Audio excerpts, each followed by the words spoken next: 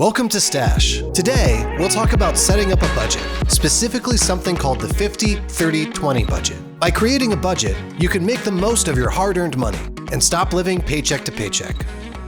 Instead, you'll have a roadmap for your financial life that'll give you extra cash to spare. A budget will tell you how much money you have for bills, to pay off your student loans, daily coffees, meals out, as well as savings.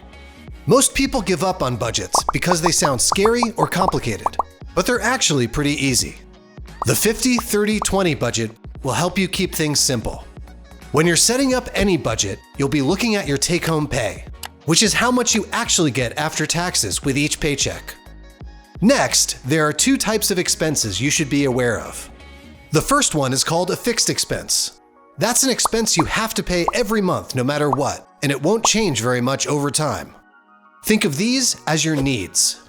The next kind of expense is called a variable expense, and that's something you have more control over. These are things you spend on that can change over time and are fun but not necessarily must-haves. Consider these expenses your wants. Grab a pencil and paper or use a spreadsheet and list your needs and wants for the month.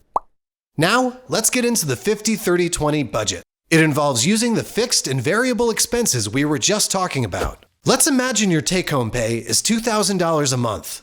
You'll allocate 50% or $1,000 to needs. Remember, you have to pay these expenses each month, and it's where the bulk of your spending will go. Next, aim to spend no more than 30% of your pay, or $600, on wants. These are more flexible expenses and should include some fun stuff like movies and meals out.